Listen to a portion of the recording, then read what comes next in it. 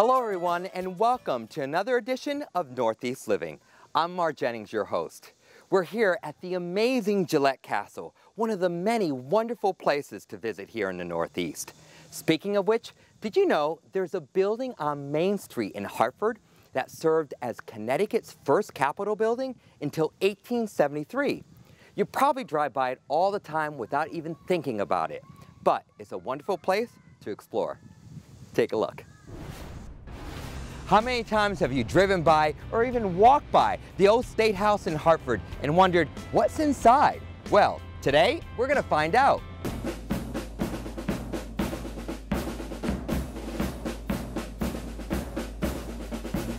I'm here in the Senate chamber with Sally Whipple. She's the Director of Education and Community Programming, and I'm so honored to be here. Thank you so much for being on the show. Well, thank you for coming to visit us. Tell me a little bit about the history of this space. Well, this space is called the Senate Chamber. The Governor's Council was the original name for the Senate, and they met here when the building was opened in 1796. And the room itself, as you can see, is beautiful, and the focal point of it really is this portrait of George Washington. This is an original Gilbert Stuart painting of George Washington, and it has hung here since shortly after Washington died, when the state commissioned it to have it hung in this room. Now tell me a little bit about what people can expect when they come inside to this place. There is so much to do here. We have people who will come in saying, "What's in here?" And 4 hours later, they leave and say, "We can't wait to tell our friends." So it's an educational experience, plus it's a little piece of history, a jewel really in the Hartford area. It's history, it's civics. Here you learn a lot about how people participated in government to get things done. And it's a place where you learn about people from the past who really made a difference for Connecticut and for the nation. So who can tell me about the history? I think you want to talk to Rebecca Tabor-Conover. She is the head of our public programs, and she's really been studying the restoration, and she can tell you a lot. Sally told me that I should speak to you in reference to the history of the old State House. So let's start with this room. Well, welcome to the House Chamber, Marv.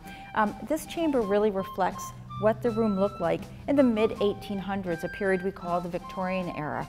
And it's where the House of Representatives would have met throughout our building's history as the state capitol. The furniture in this room, most of the desks and chairs do date from the 1870s. By the mid to late 1800s, the Industrial Revolution had already started, so mass-produced carpet was available. You have a whole different design ethic here in terms of the color palette, as well as just a lot of use of draperies and other things like that. The thing I love about working at the Old State House is the fact that our building touches every town in Connecticut because we were the center, we were the hub, and we still act as a hub through our programming and other activities going on. So people should definitely come and check us out. And you walk away with a piece of history that really is always the foundation of who we are today and can propel us for who we will be tomorrow. Thank you so much. You're welcome. It was such a great time here. For more information on the Old State House, check out their website at ctoldstatehouse.org.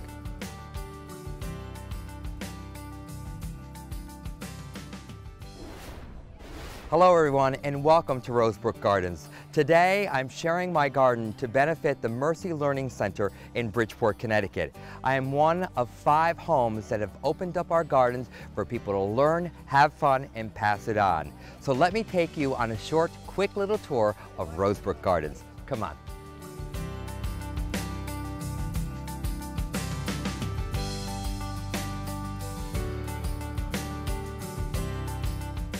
This is my side garden. Now I love this area because I have all my roses here, whether they're on the trellis or on the arbor.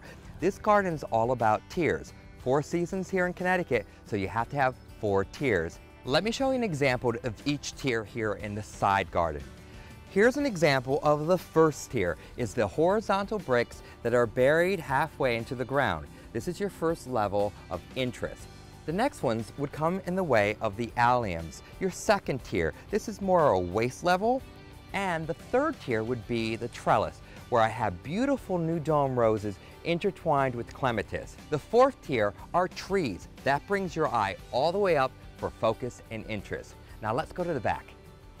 This is my backyard, and what I've done here is I've created an outdoor living room space, but I've incorporated interior design concepts for an outdoor living area.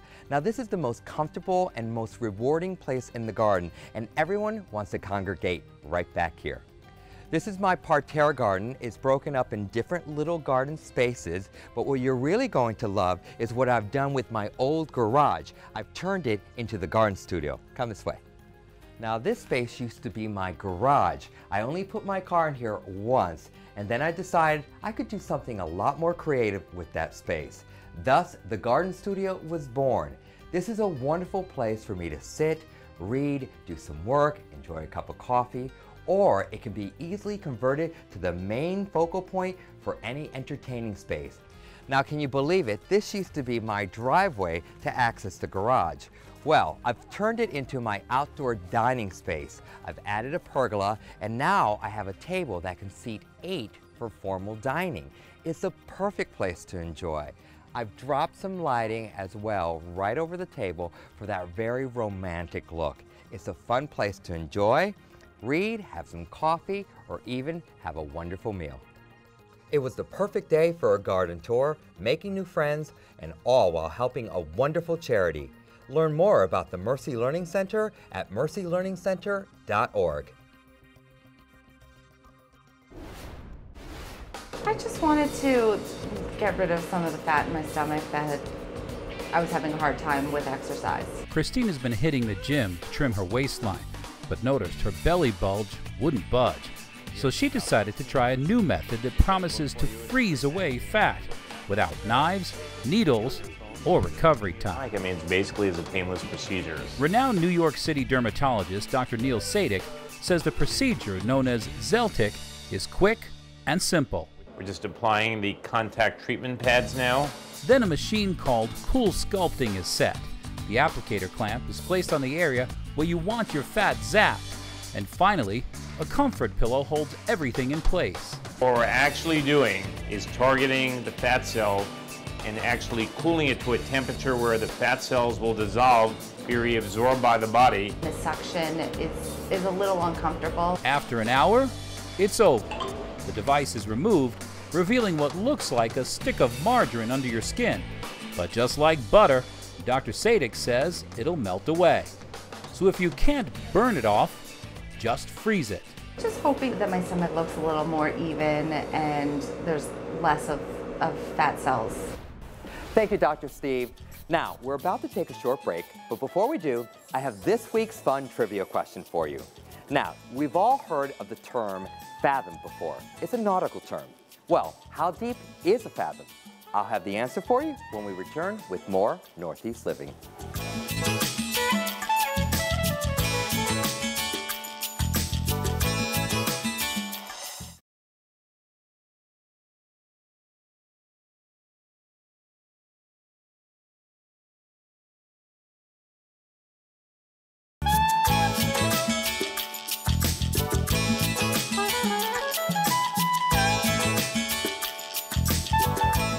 Welcome back to Northeast Living. So, do you know how deep a fathom is?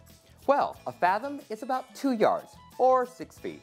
That's the natural unit of measurement often used when talking about how deep water is.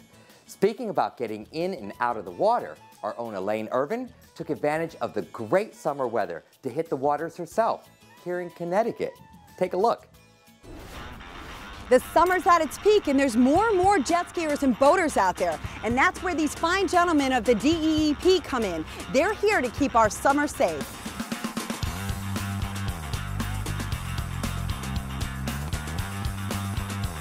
The DEEP patrols all bodies of water in Connecticut, but today Captain Paul O'Connelly, Officer Stephen Stanko, and Officer Jeff Samaraychek is patrolling the Connecticut River and the Long Island Sound searching for violators. We're going to watch the vessel's speed, we're going to watch how vessels operate. Oftentimes during BUI enforcement, we're going to look for the way a vessel navigates, registration issues with certain vessels, speeding, wake zone violations. One common violation these officers encounter is boaters that speed through wake zones. This boater didn't even realize he was in a wake zone. State boater's license 2 life jackets, please. Okay. These life jackets have to be worn if they're going to be used as part of the 1 per person on board. It has a safety valve in there, and the second it touches water, it releases the air and it goes up too. Oh, wow. So if you're unconscious and you fall over the boat and Right. you hit water, Once that you hit dissolves, water, it'll it's going to pop the jacket open. Nice. So it's that's going to great. keep your head up and above water. After Officer Samurai checks his paper and gear, Looks good. he gives them a written warning and a location map for all the wake zones. So you guys are nice guys. We're pretty nice guys most of the time. Wake zone violations are not the only reason they pull boaters over. We're looking for fish and game violations. Recreational shell fishermen, we enforce those laws. Any fish on board? You need to have a fishing license now in the marine zone. Happy fishing. The daily limit on scup is 10 fish at 10.5 inches. Oh, wow, okay. So we're measuring fish and we're counting fish constantly. I'd like to thank the gentleman of DEP for walking us through our boating safety today. And don't forget, before you hit the water, make sure you have all your documentation and your safety gear. See you on the water. Here at Teach Art to Me, one of the things that you'll find is that we're different from any other art school because we're developmentally based.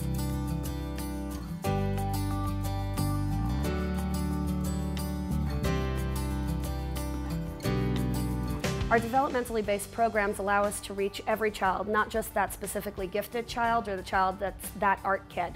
We're going to reach the soccer kid, the stay-at-home child, really anybody, because we're not looking for the next great artist. We're looking for an experience from the children. I think what I love most about working with the kids is seeing their different types of creativity and how, say, one kid is really strong in painting, another kid is really strong in drawing.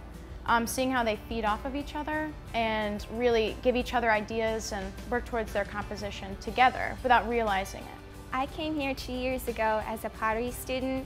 I loved the environment, so I became a volunteer here, and I learned so much that this year I became part of the staff. And so from what I learned in the previous 2 years, I was able to help other kids. We also do a lot of children's entertainment.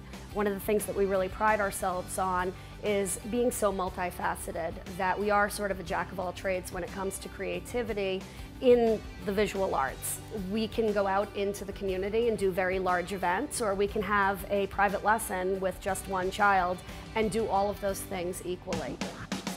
I think it's great that Teach Art to Me allows us to be part of such great community events such as Riverfest. Riverfront Recapture does a lot of fantastic events for the kids in the community. We do face painting and a whole bunch of fun things. I think what I enjoy most is learning how each child learns differently and adapting my lesson plan to the way each child absorbs it. We all love roses, and it's no wonder, as 1.2 billion roses are sold every year. But no matter how hassle-free your roses are, regardless, you're going to spend some time and energy to maximize their beauty, guarantee their breathtaking display, and also resist disease. So let me show you a couple of tips that I use to do all three. First and foremost, when it comes to trimming your roses, I like to do it during the growing season. At the end of the season, I like to give it a small little haircut. And then in the spring, I shape it up in the direction I want the roses to go in. Also, I work in some manure in the early spring. They love that. And also, did you know that you can purchase live ladybugs? Ladybugs are wonderful when it comes to your roses because they eat the aphids and guarantee that you have a healthy rose bush. When it comes to applying the ladybugs, you want to make sure you do it at dusk. Now, where do you get 500, 3,000 ladybugs? You can simply order them online. No matter how much time you spend in the garden, there's nothing better than picking your flowers, and I encourage you to do that. I also recommend that you deadhead. By deadheading, you're promoting new growth and new flowers. And who doesn't love an intimate little bouquet of roses by your nightstand? That will guarantee the sweetest dreams. We're having a terrific summer this season, but before you know it, Old Man Winter is going to come back. So why don't we plan a wonderful Caribbean trip early? When you're planning your vacation, you want to use the best of the best when it comes to a travel agency. And that's why I'm here. French's Worldwide Travel in Newington is the place to come. And this is Valerie French. She's the owner. I've chosen Sandals. Oh, you've made a great choice, Mar. And I want you to meet Farah, my top certified sandal specialist. She's been to all of the resorts. She will help you pick the best one for you. So she'll totally hook me up, right? She's gonna totally hook you up. All right, let's make it happen.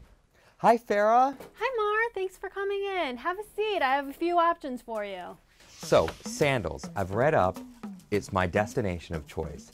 Tell me a little bit about Sandals and how you've been working with them for a very long time. I have. So Sandals offers more quality inclusions than any other resort on the planet. They have resorts in Jamaica, Antigua, St. Lucia, and the Bahamas. Talk about some wonderful islands to visit. And because I've been to all the Sandals, I can tell you exactly what there is to do at each resort, and I'll know which Sandals to recommend for you. I love the fact that when we're talking about these destinations, you're like, I've been there, I've done that, I've gone here, I've experienced that. I can come to you and say, okay, here's the week that I'm looking for.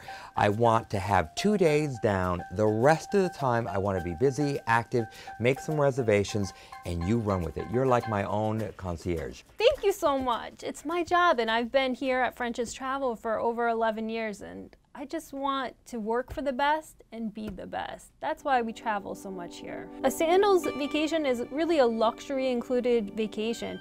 They have unique suites, great restaurant options. Beringer wine is the house wine. It's really a quality vacation. Farah, one of the things that you do as well is you do destination weddings. Sandals has an exclusive relationship with Martha Stewart and offers free Martha Stewart weddings. So whether it's a bride and groom or if they want to take 100 of their closest friends and relatives, we can totally take care of that.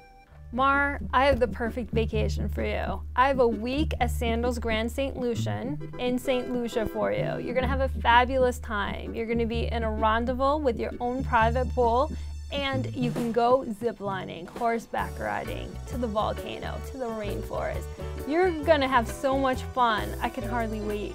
I'm melting as you're talking to me. It sounds like the perfect getaway and exactly what I need. You are gonna be truly in paradise.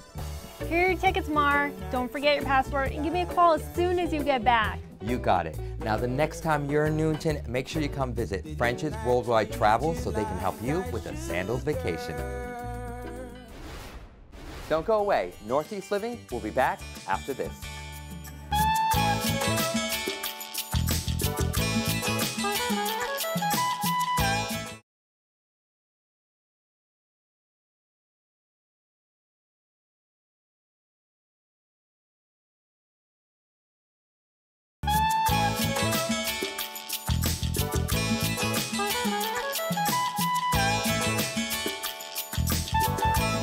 Welcome back to Northeast Living. The 19th through the 21st this month, Newport will be hosting the second annual Wine Fest at the Newport Yachting Center. So, with so many activities, it's a good idea to find out what's going on before you go. So take a look. This car is awesome, and there's absolutely no better way to get to Newport than an Audi. And I have to thank my friends from Hoffman Audi for providing this great car. Speaking of Newport, the Newport Wine Fest is taking place August 19th to the 21st, so I thought I'd get a sneak preview ahead of time.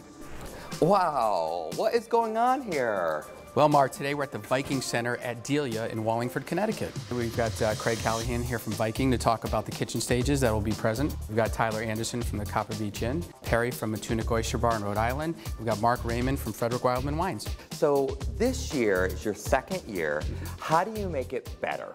Well, you go a little bigger and you add some events. We've got a new Friday night event called Newport Uncorked, an oyster shucking competition called the Oyster Cup Challenge, and we've got some great celebrities from TLC's Cake Championship winner to Ramona Singer from the Real Housewives of New York City with her Pinot Grigio. So if you're a novice or an expert, we've got something for everybody, and if you want to dabble, we've got some craft beers, and we also have some wonderful spirits on hand. Fantastic. So who do I go to first now? Let's go to Craig Callahan about Viking.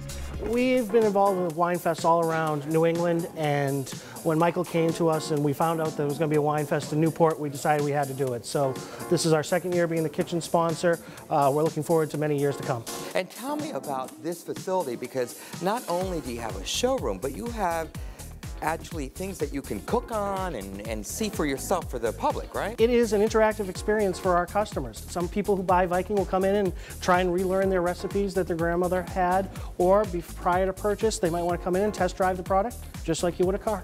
Well, talking so much about cooking, I'm hungry, so I think I'm going to check out a brand new recipe. We're going to make a burger at the event, and I know how much you love them, so I decided to do it today.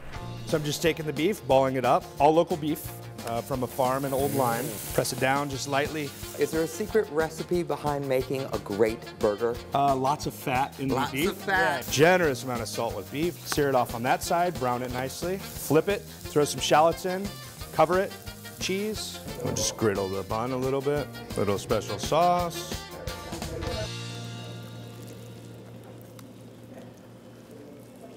Mmm, that is delicious. I just need a glass of wine now. This is a great venue to experience things that you would never have access to. There's over 200 wines to try. I have a beautiful glass of El Coto Crianza Rioja. It's just beautiful red cherry fruit with a little bit of oak on it. Not too overpowering, absolutely delicious. You mean you had? The wine we have here is from Argentina, one of the hottest white grapes coming into the market now. This is called Torrontés, perfect for shellfish. Tell me a little bit about the shucking competition. Well, the shucking competition is a fun one. It's a dangerous one, too, because oysters are sharp. They have the sharp edges, and then you got the sharp knife. The winner will be judged on the best time. And the best way to eat one of these is that you have to slurp it. And I know Mike wants to get in on this. Absolutely. I will not pass up food from Rhode Island Magazine's best new restaurant, the Matunic Oyster Bar. Well, congratulations. Grab your wine. I will toast to that. And thank you so much, Mike. I drove your car, I had a delicious hamburger, had some wonderful wine, and now some oysters. Not bad for a full day. Just a preview of what's coming up at the Newport Wine Fest. And with that said, for more information, check out their website, newportwinefest.com. And there you have it, from the wonderful Gillette Castle in East Haddam. Thank you so much for watching Northeast Living, and make sure you stay tuned for Cars.com's On the Road. Coming up next, I'm Mark Jennings. Goodbye, everyone.